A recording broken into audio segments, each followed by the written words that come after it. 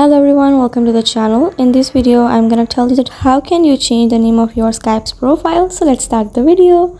First of all, open up your Chrome and tap on skype.com. Open up your Skype application, your Skype website on your Chrome.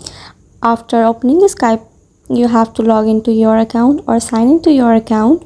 After signing into your account, wait for a while it is signing in.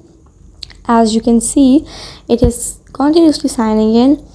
And after completing the signing in process, you have to tap on the profile HS services.